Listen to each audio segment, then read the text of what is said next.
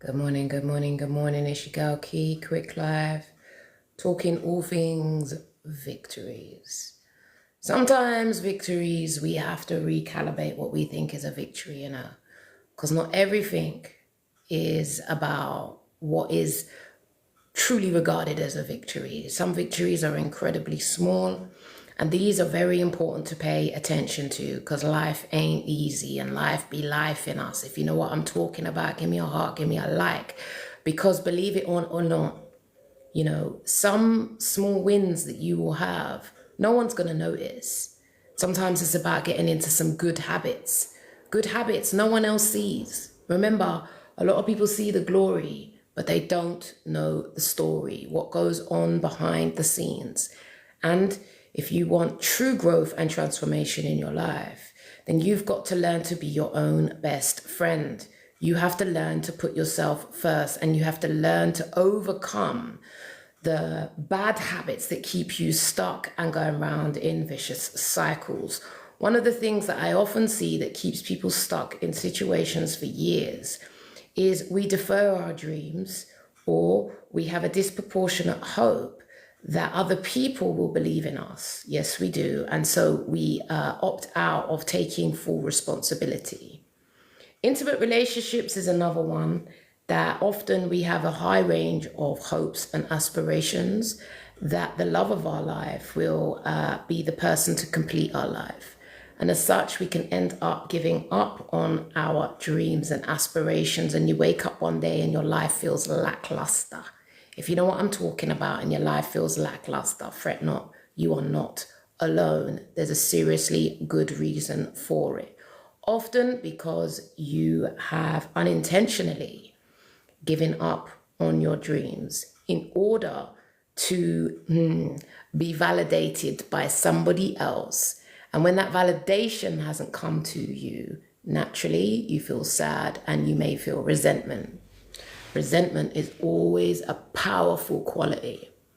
The reason I love resentment and disappointment and frustration, as a therapist, if people come to see me and they're like, Key, man, I'm just filled with bitterness and resentment.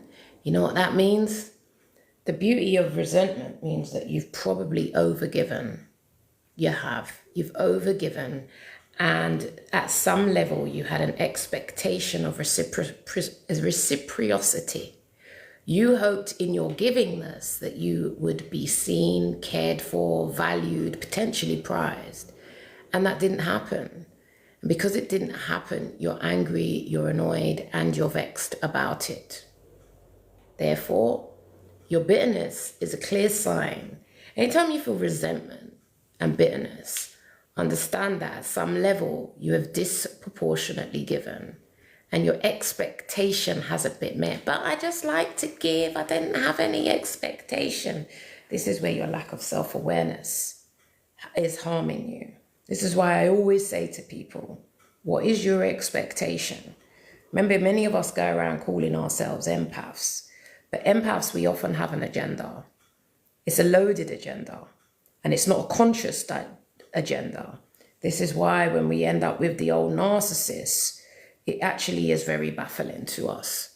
But the challenge is, you must question yourself. What was my intention in giving?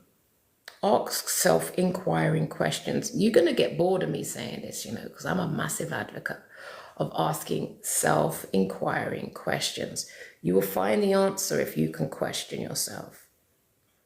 But many of you, you're stuck looking at them, wanting answers from other people about your behavior. You're never going to get it.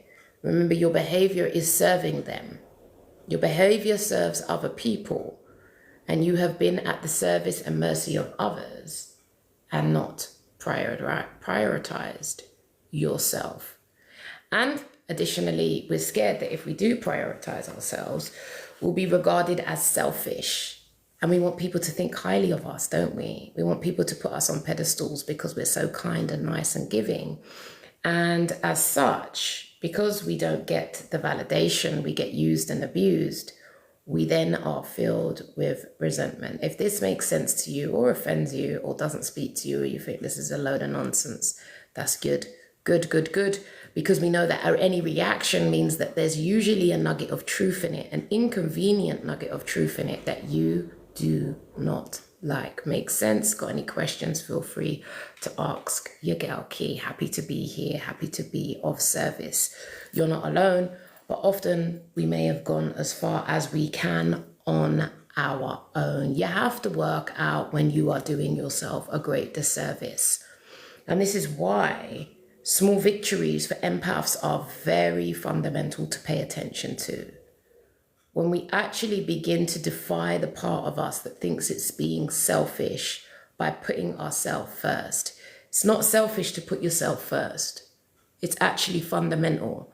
And if you don't want to live a life where you feel resentment and bitterness towards people because you think they're abusing you, you have to ask yourself, am I abusing myself? Am I giving with an intention of reciprocity? See, what I've learned over the years is that I want to give with zero expectation. And if I can't give with zero expectation and I feel anger, resentment, bitterness, then I have to ask, did I do it to myself? Usually we do it to ourselves unconsciously. We want to make decisions where we consciously give to others. We consciously give so that we know that if there's an expectation that it's not met, then you'd be like, well, you know what? It is what it is. But many of us, we don't want to kind of do that inner work. Inner work is long. That's why people want quick fixes. I've learned that over the years. People want quick fix solutions to complex problems. This is why you kind of like, like to listen to podcasts and listen.